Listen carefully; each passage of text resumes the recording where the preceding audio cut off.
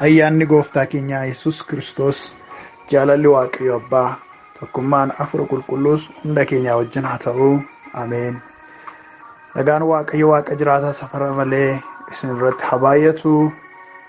Jaalala Yesus Kiristoosiin araaraaf tola isaatiin eegamtanii addunyaa kanarraa wiirtuu garaa garaa keessatti kan argamtan, addumaan immoo tokkummaa tajaajila sarara qilleensa irratti tokkummaa amantoota humna wangeelaa keessatti kan argamtan, waldaaleen, gaggeessitoonni, tajaajiltoonni hundumtuu nagaan keessan haa baay'atu. Akkam jirtu? Fayyumaa isin? Ani Waaqayyoo koof galanni ulfinni guddaan haa ta'u. Foonittis hafuurattis nagaa kooti. Manni koos waldaan koos nagaadha. Waaqayyo inni nagaa nuuf kennee bara baraan haa ulfaatu. Egaa Waaqayyoon keenya nu gargaaree barumsa mata duree guddaa kiristiyaanummaa jedhu walii wajjin ilaalaa barachaas geenyeerra. Har'as immoo kutaa guyyaa har'aatiif qabannee walii wajjin barachuu itti fufnaa. Waaqayyoo barumsa jalqabne kanaan caalaatti akka nu hojjetuuf Waaqayyoon kadhanna. Waaqa bara baraa, qulqulluu guddaa, mootii waaqaaf lafaa, isa keessatti nu dhalchitee keessatti nu jiraachisaa jirtu Kiristoos isa kiristiyaanummaan keenya irraa argameen galanni siif haa ta'u, ulfinni siif haa ta'u, kabajamuun siif haa ta'u. Yaa Waaqayyo, utuu ati waan waaqa keessaa nu shaakalsiifne ta'e kiristiyaanummaan nuuf hiika hin qabaatu ture. Ati garuu namoota waan waaqa keessaa shaakalanii jiraatan nu gooteettaa. Bara hundumaa maqaan kee kan kabajame haa ta'u. Ulfaadhu. Daddarbaaf cubbuu mudaa keenya, yakka keenya hundumaa immoo akka nuu dhiiftu ilma kee Yesus Kiristoosiin araaras kadhannaa. Araarri nuuf haa ta'u. Gooftaa hundaan olii, qulqulluu bara baraa barnoota nu barsiisaa jirtu kanaaf si kabajna. Ammas hafuurri kee qulqulluun nu haa barsiisu. Namni ga'aan, namni jabaan, ani nan danda'a nan barsiisa jedhu hin jiru nu gidduu. Hundi keenya barattoota keeti sirraa baranna. Hafuurri kee qulqulluun nu haa geggeessu, nu haa barsiisu. Hojiin diiyaabiloos, hojiin dukkanaa, hojiin seexanaa maqaa gooftaa Iyesuusiin irree kee isa guddaadhaan kan rukutame, kan daakame, faana keenya jalatti kan tumame haa ta'u. Gooftaa kana waan gooteef ulfaadhu. Maqaa gooftaa, maqaa Yesuusiin. Ameen. Egaan barumsa mata duree kiristiyaanummaa jedhu jalatti mata duree xixiqqaa yookiin sabtoopikii kan ta'an walii wajjin ilaalaa turreerra. Guyyaa jalqabaa irraa kaasnee, kutaa jalqabaa kaasnee aadaa fi amala kiristiyaanummaa edda ilaallee booddee itti fufnee kiristiyaanummaan itti gaafatamummaa inni qabu walii wajjiniin ilaalaas geenyeerra. Itti gaafatamummaa kiristiyaanaa maal akka ta'e edda ilaallee booddee kiristiyaanni tokko itti gaafatamummaa isaa kan ammoo akkamittiin karaawwan kamiin galmaan ga'uu danda'a kan jedhu ilaalleerra. Caalaadhumatti immoo kutaawwan darban keessatti kan nu ilaalle maal kan jedhudha. Kiristiyaanni ergama isaatii akkamittiinitu dabarsuu danda'a kan jedhu barnoota qabxii gurguddaa 7 of keessaa qabu kutaa lamatti gargar qoonnee baranneerra. Dhugaawwan gurguddoo 7 dhalli namaa hundi beekuu qabu kan jedhuun qabxii 7 baranneerra. Sunis maaliif nu fayyada? Akkamittiin nama gooftaa Yesus Kiristoositti namanne tokkotti wangeela akka lallabnu tooftaa nutti agarsiisa jechuudha. Har'a walii wajjin kan ilaallu mata duree kiristiyaanummaa jedhu jalatti mata duree xiqqaa kan biraa haaraa walii wajjin ilaalla jechuudha. Innis kiristiyaanaa adda kan godhu maali kan jedhu ilaalla. Yookiin kiristiyaanaa adda kan godhu jettanii gabaabsitanii 1-2 jettanii barreeffachaa deemtu. Akka Waaqayyo nu gargaaretti mata duree xiqqaa kanaa walii wajjiniin ilaalla. Kiristiyaanaa adda maaltu godha? Amantiiwwan adda addaa hedduun jiru. Nuuf haaraa miti kun ni beekna. Addunyaa nu keessa jiraannu keessatti yeroo ammaa kana amantaan lakkoofsa 1000 kan inni herregamu. Hundumtuu ani amantiira jedhanii kan of galmeessanii jiran, seera baafatanii kan jiran, sirna waaqeffannaa tumatanii kan jiran yoo lakkaaman kumaatamaan lakkaamu. Achi keessaa kiristiyaanummaan akka amantaatti biyya lafaas yoo waamtellee kiristiyaanummaan jecha amantaa yookaan riiliijinii irra kan darbe yoo ta'e illee innis tokkodha. Kiristiyaanummaan kun immoo yookiis nama kiristiyaana ta'e tokko amantiiwwan adda addaa kan hordofan irraa maaltu adda isa godha? Mallattoon adda isa taasisu macaafa qulqulluu keessa maaltu jira? Sanarrattu of ilaallee sanaan of ilaallee kiristiyaanummaa keenya daran jaallachuu dandeenya. Kiristiyaanummaa keenya akkuma isaatti immoo akkaataama isaatti immoo itti jiraachuu dandeenya. Kanaaf kiristiyaana waan adda isaa taasisu iddoo biraa dhannee argachuu kan hin dandeenye, amantaa kan biraa keessaa argachuu kan hin dandeenye, kiristiyaanni qofni adda kan ittiin ta'e qabxiiwwan murtaa'e walii wajjiniin baranna. Egaa kiristiyaanni karaawwan hedduudhaan addunyaa kana keessatti adda ta'ee jiraata. Isaan keessaa kanneen armaan gadii haa ilaallu. Qabxiiwwan nuuni mata duree kana jalatti ilaallu qofaa ta'uu dhiisuu danda'a. Waan baay'eedhaan adda ta'a. Kiristiyaan warroonni kun warra nu filannee irratti barumsa barannuudha malee jechuudha. Inni jalqabaaf inni dinqisiisaan kiristiyaanni lammii waaqa irraa ta'uu isaatu adda isa taasisa. Kana dhaxxanii amantii kan biraa keessatti yoo kaastan hin galuuf jechi kun yoonnaa isin dhaxxanii nama gooftaa hin qabne tokkooni ani ko lammummaan koo waaqarraam jettanii waa'een kanaa qoosaatti fakkaata. Yookaan immoo waan namni kun sammuu isaa sirrii ta'uu dhiisuu danda'a. Sammuu ishee sirrii ta'uu dhiisuu dandeessi. Isiniin jechuu danda'u namoonni isin itti himtan. Garuu dhugaan isaa isa kanaadha. Kiristiyaana adda kan isa taasisu lammii biyya waaqarraa ta'uu isaati. Jechi kun macaafa qulqulluu keessaa kan fuudhamedha. Innis immoo Filiphisiiyuus 3:19 jira. Dhumni isaanii badiisa, garaan isaanii waaqayyo isaaniiti. Salphina isaanii ulfinatti in lakkaa'atu, yaada garaa isaaniis waan lafarraa irratti hin hidhu. Nuyi garuu nama biyya waaqarraa irraati. Gooftaan keenya fayyisaan keenya Yesuus Kiristoos achi nuuf dhufa jennee in eeggannaa jedha. Lakkoofsota gara jalqabaa irratti Ibn 18 kaasee kan inni dubbatu waa'ee jarreen tokkooti. Waa'ee warra faallaa fannoo Kiristoos ta'anii jiraataniiti. Isaan kanuma biyya lafaa kanaa ta'uu isaanii edda dubbatee booddee nuuni garuu akkas miti. Nuyi namoota biyya waaqarraa irraati. Namoota lammii biyya waaqarraa irraati. Gooftaan keenya inni nu itti amanne, inni nu eeggannu Yesuus Kiristoos achi nuuf dhufa jennee eeggannaa jedha. Kiristiyaanni karaa kanaadhaa biyya lafaa kana keessaa darbeera. Kiristiyaanni karaa kanaadhaa mattaawoqiyaa 2 baatee deemuu danda'a yookiis waraqaa eenyummeessaa 2 baatee deemuu danda'a. Kan biraan inni kunis maalidha yoo jettanii kan biyya keessa jiraatu waraqaa eenyummaa agarsiisuu danda'a. Yoo Itoophiyaa keessa jiraate waraqaa eenyummaa kan biyya Itoophiyaa. Yoo USA jiraate waraqaa eenyummaa kan biyya USAdha agarsiisuu danda'a. Sanarra kan darbe garuu biyyi lafaa kan hin beekne garuu biyyi lafaa kan quba hin qabne garuu kiristiyaanni mucaa waaqayyoo inni ta'e lammummaa isaa waaqa keessatti galmeeffateera. Har'a addunyaarra waluma qixxee deemuu dandeenya. Namoota wajjiniin waluma qixxee sararuma tokko taa'uu dandeenya yookiin immoo gajjallaayuu ta'uu dandeenya. Har'a namoota wajjiniin waltajjii tokko irratti yoo waamamne namoonni kan biroon iddoo olaanaa ta'anii nuyi gajjallaa taa'uu dandeenya.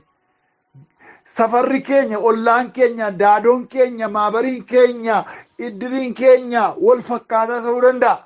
Bakka cidhaa tokko dhaabbachuu dandeenya, bakka boo'ichaa tokko wal faana dhaabbachuu dandeenya. Garuu nuuni wanti adda nu taasisu namoota akka keenya kana jireenya hawaasummaa tokko keessa walii wajjin jiraannu garuu gooftaa hin qabne adda kan taasisu nu warra waaqa keessaa lammummaa fudhanneedha. Kiristiyaanni lammummaa waaqarraa kan waaqayyoorraa galmeeffateedha. Kun adda isa taasisa. warroota kaanii wajjiniin, warroota ollaasaa ta'anii wajjiniin, warroota hiriyoota isaa ta'anii wajjiniin, Yesuus Kiristoos wajjiniin, hariiroo immoo warra hin qabne wajjiniin gaafa madaalamu waanuma namootuma sasalphaa, namootuma cal jedhan wayii fakkaachuu danda'a. Namootuma zimbiloo wayii fakkaachuu danda'a. Cal jedheema wayii tokko fakkaachuu danda'a. Kiristiyaan garuu inni lammummaa isaa Waaqa keessatti katabatee jira.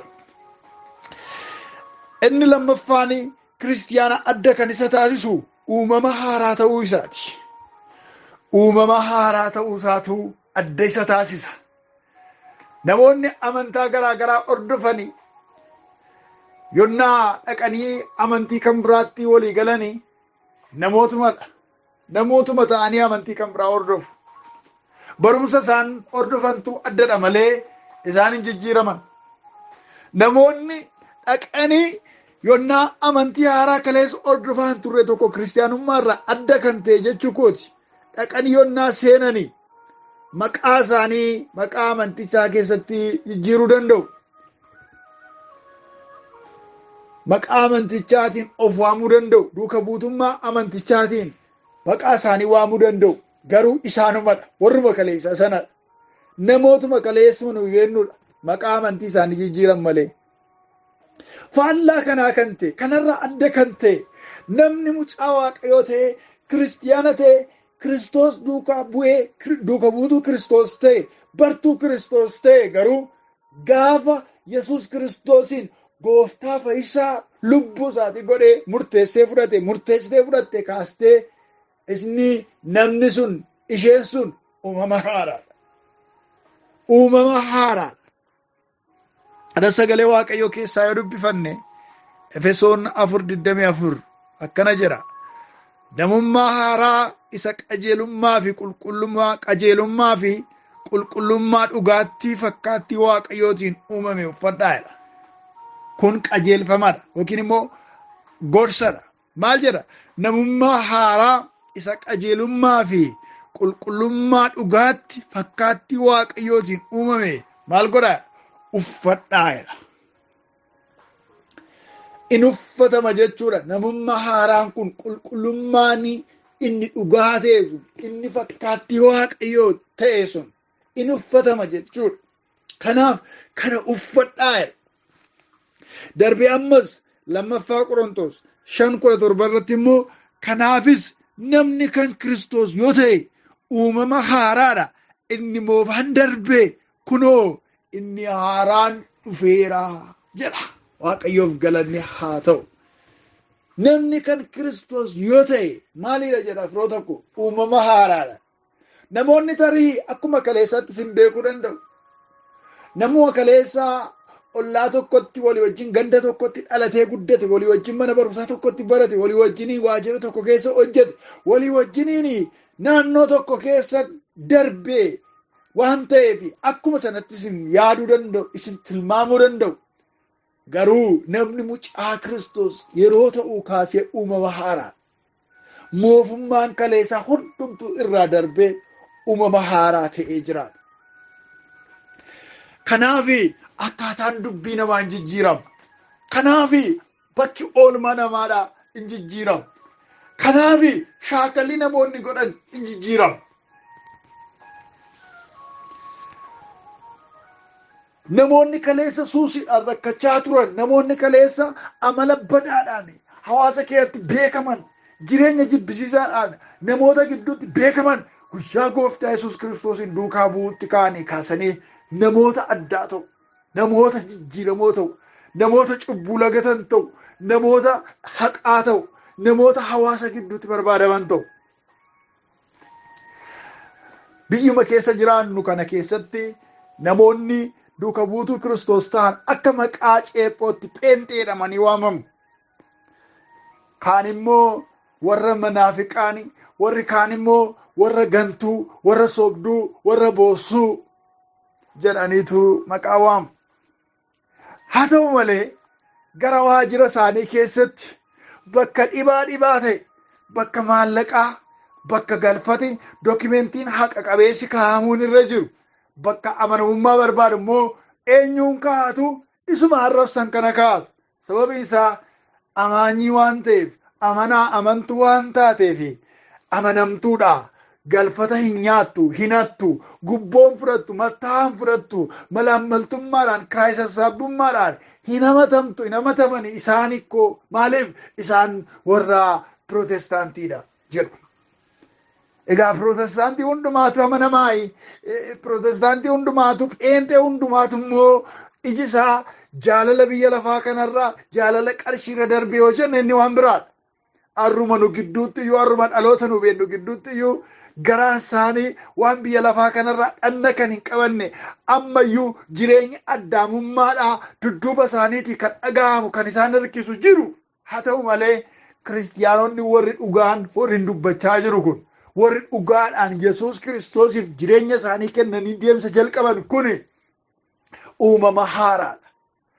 Akka kaleessaatti yaadan, akka kaleessaatti murteessan, akka kaleessaatti hin adeeman, akka kaleessaatti hin tarkaanfatan. Maaliif uumama haaraadha. Uumamni haaraan kun immoo kan inni irraa dhalate Kiristoos irraa. Maaliif lammaffaa Qorontos 5:17 kanarratti maal jedha? Namni kan Kiristoos yoo ta'eera. Achirraa jalqaba haaroon kun. Namni kan Kiristoos yoo ta'e uumama haaraadha. Kun beekamaadha. Kun dhumaadha. Inni moofaan darbeera. Si'achi inni moofaan duukaa hin lakkaa'amu jedheetu dubbata sagalee Waaqayyoo. Kanatu adda isa godha kiristiyaana addunyaa kana keessatti. Uumama haaraa ta'uu isaati. Akka kaleessaatti waamamuu isaatu hin taane. Maaliif qabxokkofaa irratti akka ilaali Waaqa keessatti lammii haaraa ta'eera waan ta'eef akka lammummaa isa biyya Waaqarraa sanatti hoogganama. Kanaaf uumamaa haaraadha kiristiyaan. Inni sadaffaanii kiristiyaana adda kan isa taasisu diina isaa jaallachuu isaati. Kiristiyaanni adda kan isa taasisu qajeelfama jireenya kiristiyaanummaa yuunik kan godhu addunyaa kanarratti diina isaa jaallachuu isaati. Qajeelfama kiristiyaanummaa fi kakuu haaraa fidee inni dhufe Yesuus akkana jedhe.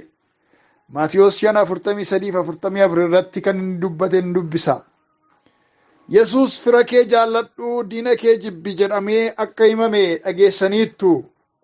Ani garuu isinittin himaa diinota keessan jaalladhaa warra isin ari'ataniifis kadhadhaa. Yesuus seera Waaqayyoodhaa raawwachuudhaaf yeroo dhufe caalaadhumattuu jireenya kiristiyaanummaa kana gadhiisii godhe utuu hin taane jireenya kiristiyaanummaa kana caalaattuu kabajamaa of eeggannoodhaaf naamusaan kan keessa jiraatan godhee dhiyeesse. Laba gaararraa keessatti qajeelfamoota inni kenne keessaa tokko isa kanadha. Durii fira kee jaalladhu diina kee immoo jibbi kan jedhutu ture. Diinota kee jibbi loli ijaabai rukuti kan jedhutu ture. Firoota kee immoo jaalladhu kan jedhutu ture. Ani garuu waan kana nan jabeessa jedhe Yesuus qajeelfama kakuu haaraa keessatti yeroo laate. Seermonii gaara irratti kenne sana keessatti lallaba gaara irratti dubbate keessatti maal jedhe? Diinota keessan jaalladhaa warra isin ari'ataniif maal godhaa? Kadhadhaa. Waaqayyo narratti dhiistee coba kana narraa galangalchitu hin balleessitu. Ollaa koo taa'ee na miidhaa jira. Alaqaa koo ta'ee waajjira keessa taa'ee na miidhaa jira. Boqonnaan dhabe narraa lafaan hin dhooftu. Gaara kana lafaan hin dhooftu. Iyaarikoo sana lafaan hin dhooftu jenna miti. Yeroo baay'ee kiristaanotuma taaneen dogoggorra. Garuu qajeelfamni Yesuus kenne maal jedha? Warra isin ari'ataniif kadhadhaa. Kanaaf kiristiyaanni karaa inni ittiin adda ta'u diina isaa jaallachuu isaati. Namni akkamittiin diina jaallata? Yesuusumarraa argineerra. Yesuus namoota isa waraananii namoota isatti immoo ga'isaa jiranii namoota isa ajjeesuudhaaf fannootti ol baasanii bodeedhaan eeboodhaan cinaachisaa orfaniin yaa abbaa waan godhan hin beekanii isaaniif dhiisi jedhe. yeroo sana keessatti koo inni waaqa dhugaa waan ta'eef, waaqa guutuu nama guutuu waan tureef fannoo sanarra taa'ee sima tokkichaa namoota isatti marsanii jiran san dhumaa hidhee achitti isaan fixuu hin danda'a ture. Jechuma afaan isaa keessaa ba'uun asumatti gogaa asumatti dhumaa kana booddee socho'uu hin dandeessan utuu ni jedhe hundumtuu achitti gogee dhaabbata ture. Aboo qaba jechuu kooti. Du'a sana shaaruu danda'a ture. Dandeettii qaba ture waaqummaa isaatiin. Dhukkubbiin jabaan utuu jiru, miidhamni jabaan utuu jiru, garuu kan inni calliseef sana callisuuyyuu duwwaa miti. Kan inni immoo warra isa ari'achaa jiran, isa ajjeesaa jiraniin waan godhan hin beekan isaanii dhiise. Faradi Waaqayyo, faradi ilaalaa fannoo irratti mismaara qaama koo keessa ba'ee jiru kan argita. Eeboo na waraane kana agarta. Faradi yaa Waaqayyo hin jenne. Maal jedhare itti lakkaa'in wallaalootadhaan hin galleefi. Anillee isaan gargaaruun dhufe, anillee isaan oolchuun dhufe, isaan garuu na fannisaa jiru. Waan gochaa jiran hin beekanii. Ani afaan seexanaa keessa adamsee isaan baasuudhaafan teessuma koo waaqarraa dhiisee dhufe. Isaan garuu waan isaan godhan argaa jirta miti. Yaa abbaa waan gochaa jiran kana hin beekanii isaanii dhiisee. Kana Kiristoos irraa kan dhaale Isxifaanosis kadhannaama kana kadhateera. Kadhannaama kana kadhateera. Namooti dhagaadhaan isa tumaatuu jiranii jilbeenfatee waaqa banamaa argee Yesuus Kiristoos mirga abbaatti argee namoota isa ajjeesuuf dhagaatti guuran kanaaf araara kadhateera Isxifaanos. Kun maali dhagaa? Aadaan kiristiyaanonni kan isaan ittiin beekaman, mallattoon kiristiyaanonni ittiin adda ta'an, yuunik kan isaan ta'an ittiin amantaalee kumaatama walirra tuulamanii arraaboor oomishaman jiran keessaati adda kan kiristiyaana godhu. Kiristiyaan diina isaa jaallata. Diina isaatiif hin kadhata. Isa isaa ari'atuuf hin kadhata. Gooftaa gargaari. Gooftaa taraarame. Gooftaa karaa keetti agarsiisa. Gooftaa ija isaa bani. Ija ishee bani. Jaalala kenniif. Araara kenniif. Nama akka inni jaallatu godhi jedheetu kadhataaf. Nama isa jibbuun jechuudha. Kanatu kiristiyaanaa adda isa taasisa firoota koo. Mee maal fakkaattu isin? Mee maal fakkaanna hundi keenya? Bakka hojii keenyaatti biyya keessa jiraannu keessatti namoota nu miidhan. Maatii keessa jiraannu keessatti warroota nu miidhan. Ollaaf wajjin jiraannu keessatti warra nutti darban. Waldaa kiristiyaanaa keessa tajaajiluuf keessatti waaqeffannu keessatti warra nutti darban. Warra dhugaa keenya miidhan. Warra nurra ejjetan miilla turiidhaan warra nurra deemanii gaafa ilaallu maal jenna? Waaqayyo narraa galagalchi jennaa laata? Lakkii kakumoofaa keessa jirra jechuudha yoo akkas ta'e. Museen isa kana nu ayyamee ture. Yesuus garuu isa kana nuuf hin ayyamne. Hin ta'u waan Museen jedhe kana nan jabeessame. Nan jabeessa isa durii caalaa kiiloo isaan dabalaa. Maal jedhe? Diinotuma warra jibbaadhaan sana yoo jaalladhaa jedhe. Kanaaf yaari koo kana jigsi gaara kana lafaan dha'i kottu bodee kee fudhadhuuti kan jennuuni namaan utuu hin taane seexanaan. Namaan utuu hin taane kana jechuun kan nuuf ayyamame. Diiyaabiloos mootii dukkanaa sanaafidha. Kanaaf nun akka ijoollee Waaqayyoof akka kiristiyaanotaatti akka warra lammii waaqarraa ta'eef akka warra uumama haaraa ta'etti qoodi keenya diinota keenya jaallachuudha. Kanatu adda nu taasisa addunyaa kanarratti. Kanaaf qabxii meeqa ilaalle jechuudha hanga yoonaadha. Lammii waaqarraa uumama haaraa diina isaa jaallata. Inni arfaffaani baay'ee kan nama ajaa'ibuudha. Wanti kiristiyaanaa adda taasisu tokko. Innis maalidha? Du'aan hirriba jedhee waama. Maalidha? Du'aan hirriba jedhee waamuu isaatu kiristiyaanaa addunyaa kanarratti adda isa taasisa. Sababiin isaa waan lamarraa ka'eeti. Tokko inni itti amane Waaqayyoon duuma namni du'eera jedhee awwaaluuf ka'us barbaachisee dammaqime jedhee kaasa. Inni lammaffaan immoo du'aa ka'utu jira. Kana amana. Amma namni yeroodhaaf hin rafa. Guyyoota murtaa'eef, waggoota murtaa'eef namni foon isaarraati. Lubbuun isaa adda baatee xiqqoo hin boqota. Garuu yeroon ka'an jira. Yeroon itti ka'anii deebi'anii jiraatoo ta'an jira. Warri karaa du'aarra jiran yeroo isaanitti jireenya bara baraatiif ka'an, badhaasaaf gonfoof yeroo ka'an, firdii fudhachuu yeroo ka'an. Warri karaa gooftaarra hin jirree fi karaa cubbuu keessa adeeman immoo firdii isa dhumaa adaba bara baraatiif yeroo isaan ka'antu jira. Kanaaf du'a isa namni addunyaa kana irratti murtoo isa dhumaati, adeemsa isa dhumaati jedhee ilaalu kana kiristiyaanni hirriba jedhee waama. Rafuudha jedhee waama. Namni sababima kiristiyaani sababima wal jaallannuuf walirraa adda ba'uun fakkeenyaa fi yonnaa mana barumsaa iddoo biraa turre ta'e hiriyoota wajjin barachaa turre, namoota wajjin jiraachaa wajjiniin seenaa dabarsine gaafa nu biraatii deeman yeroo nu biraatii yookiin eebbifamanii yookiin jijjiirraa hojiitiin yookiin immoo gara biyya isaaniitti galuudhaaf nurraa adda ba'uudhaaf jedhan hin boonya. Kanaa booddee akka kaleessaa waliin arginu. Kanaa booddee ulfaataadha. Yoomillee sin irraanfadhu. Ati anaaf hiriyaa gaariidha. Ati anaaf obboleessa gaariidha. Ati anaaf obboleettii gaariidha. Sirraa adda ba'uun natti ulfaata jennee imimmaaniin namoota geggeessuu dandeenya. Maaliif nurraa waan adda ba'aniif waan isaan yaannuufidha. Akkuma kana kiristiyaan firri isaa, maatiin isaa, namni inni jaallatu gaafa duraa boqotu kan inni ba'uufi badduu waan ba'eef miti.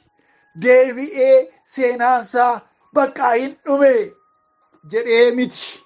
Waan wal yaannuuf, waan wal dhabnuuf akka kaleessa dheengaddaatti wal arginee wajjin buna dhunnee, wajjin ayyaaneffannee, wajjin dabarsuu, wajjin hawaasummaa walii hirmaachuu waan nutti irratuuf obboloonni yeroo nu biraa obbaafatan, kiristiyaanonni akka keenyaa yeroo nu biraa boqotan garaan keenya gaddinee boona. Maleessaa waan hirriba isa dhumaa rafaniif miti. Yookaan immoo du'a waan du'aniif miti isaan rafu, isaan boqonnaa irra deemu. Halkaniif guyyaa joormaa addunyaa kana keessatti dabarsan irraa takka boqochuudhaaf dhaqanii rafu. Kanaaf kiristiyaan adda kan isa taasisu du'aan hirriba jedhee waama. Hirriba jedhee waamuu duwwaa miti hin tuffata.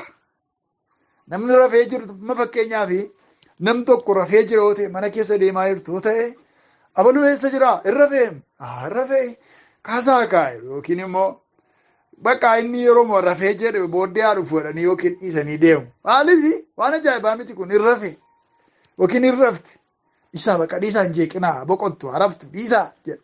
Maaliif hirriba akka inni deebi'ee ka'u beekamaadha. Hamma kanatti vaalii du'aadhaa gadi xiqqeessa kiristiyaanni. Kan ammoo Yesuus Kiristoos irraa bareeti. Wangeela Yohaannis 11 lakkoofsa 11 hanga 15 kan jiru dubbii Yesuus dubbatee fi bartoonni isaa walitti deddeebisanii dhimma Alaazaar irratti dubbifanna. Akkana jedha. Yesuus kana erga dubbatee booddee Alaazaar firri keenya rafeera, ani immoo dhaqeen isa dammaqsaa isaaniin jedhe. Maal jedheera? Alaazaar firri keenya maal godheera? Maal ta'eera? Rafeera. Dhaqeen isa dammaqsaadha. Fagoo irra dhaabateeti. Kiloomeetira murtaa'aa irra dhaabbateeti. Kana irratti bartoonni isaa yaa gooftaa yoo rafeera ta'e hoo hin fayyaa jedhaniin. Ka'uu dhaquun barbaachisuudha yaadni isaanii. Hin fayyaadhaan. Lakkoofsa 13 immoo akkasiidha.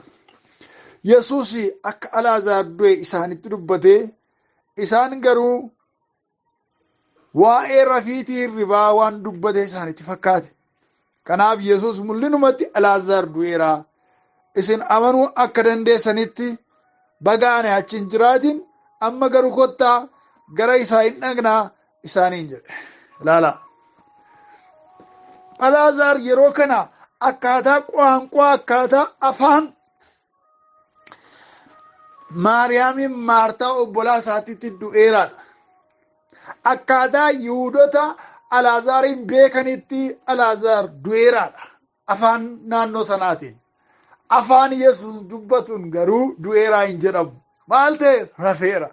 kottaa midhaan dammaqe akeen dammaqsaa hirribaa nama dammaqsuudhaaf deemu barbaachisaa jedhanii mormii kaasan obboloonni duuka buutoonni bartoonni akkamittiin namuma hirribaa kaasuudhaaf jedhanii immoo dhaqanii beellama qabatanii dhaquun immoo yoom jalqabe gaaffiitti ta'e.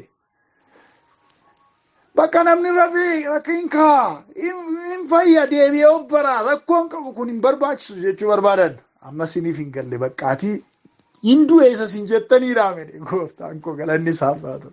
Isa dhaam hin du'een bakka akkas hin jettan sanatti isa hin du'e jettaniidha garuu beenaan deemna utuu amma namantu bakka ani sin biran jira inni immoo achii du'e gaafa dhannu na argitu bakka hin amantu yoo sittiin jedhee isaaniin fuudhee deeme. Gaafa achi ga'an Alaazaar mana keessa rafee jira utuu hin taane boolla keessa awwaalamee guyyaa arfaffaadha. Carraan hin ka'a jedhee yaadamu akka warra Yihuudiitti hamma guyyaa sadiitti probability carraan namni du'e hin ka'a jedhu qabu turan sun hunduu edda darbe guyyaa arfaffaatti Yesuus achi deeme. Gaafa achi ga'u namoonni gadda ta'anii jiru. Obboleettonni isaa lamaan gaddarra jiru. Namoonni firoonni olloonni biyyi isaan jajjabeessuudhaaf walitti qabamee achi ture. Kanaaf Yesuus akkana namaatti isaaniif gaddee haa ta'u malee lafa inni itti awwaalame natti agarsiisaa jedhe. Akkuma seenaa kana gaarii gootanii beektanii Yesuus achi ga'e dhagaa isarra keessan kana irraa kaasaa isaaniin jedhe Alaazaar siinan jedhaa kottu achi as ba'e edda abbaa kadhatee booddee yaa abbaa ulfina kee mul'ise edda jedhee booddee maal jedhe maal godhe Alaazaar siinan jedhaa achi as ba'e akkuma kafanamee jirutti Alaazaar achi as ba'e. Sagalee eenyu dhagee sagalee Yesuus sagalee eenyu dhagee sagalee isa du'aan irriba jedhee waamu sagalee isa du'arratti aboo qabu isa dhagee achas ba'e. Kanaaf ammas akkuma sila dhagaarra keessan ofii keessan irraa fuutan ammas nama kana isintu kafane isin humti maal godha irraa kaasaa ga'een koo kaasuudha akka deddeebi'u gochuudha kan dhagaarraa kaasu kan kafanarraa ciru immoo ga'ee keessan. Waanuma isin hojjettaniidha waan ta'eef jedhe gooftaan. Maqaan isaa bara baraan haa ulfaatu. Kanaaf kiristiyaanni wanti adda isa taasisu gooftaa isaarraa kan bare waaqa isaarraa kan shaakale du'a isa biyyi lafaa kun duratti pherpheramu kana hirriba jedhee waama. Kanaaf bagan kiristiyaana ta'ee jennee faarfachuun keenya ammanuu gala. Bagan kiristiyaana ta'e uffee jenneen nu faarfannu callifamee utuu hin taane kanarraa ka'eeti. Har'a addunyaan kun du'a sodaadhaaf jettee waan meeqa qopheessiteetti. Du'a sodaadhaaf jettee warri miliitarii saayinsii keessa jiran yookiis immoo barnoota dhimma lolaa keessa warri jiran ofii jiraatanii mormituu isaanii immoo ajjeesanii jiraachuudhaaf teknooloojii lolaa garaa oomishaa oolanii bulu. Akkaataa itti dhaqanii diina isaanii lolan qawweewwan haaraa akkaataa itti tokkosan haaraa meeshaa salphaatti addunyaa kana raasuu balleessuu danda'u misaayilii gurguddaa hojjechuu yeroo keenya keessa ammas dirooniinis dabalameera. Duraan dirooniin kaameraa ittiin kaasuu duwwaadhaaf nuni kan itti fayyadamnu kan beennus qilleensa keessaa asii ol ba'ee lafa kana keessa salphaatti akka waraabuuf kanatti been amma garuu dirooniin meeshaa waraanaa ta'ee haala salphaadhaan iddoo tokko ta'anii fagoo irratti iddoo dhokataa keessatti rukutuu danda'ameera. Kana duwwaa utuu hin taane tooftaalee garaa hedduudhaan keemikaalatti fayyadamuudhaan lola geggeessu. Kana hundaa kan godhaniif ofii duwwaan hin barbaanne dursanii diina isaanii ajjeesuuf jedhaniiti. Du'a waan sodaataniifidha mootonni kun gurguddoonni meeshaa kana hojjetan ani du'u diina koo garuu ajjeeseen jiraadha jedhanii waa yaadaniifidha. Kun gama miliitarii saayinsiitiin. Gama medicine and health saayinsiitiinis akkuma kana addunyaan kun gama qorichaatiin gama fayyaa saayinsii fayyaa namootaatiin qorannoo garaagaraa geggeessaa oolu. Baay'ee yeroodhaa gara yerootti qorannoof argannoo gurguddaan oomishamaa jira, argamaa jira.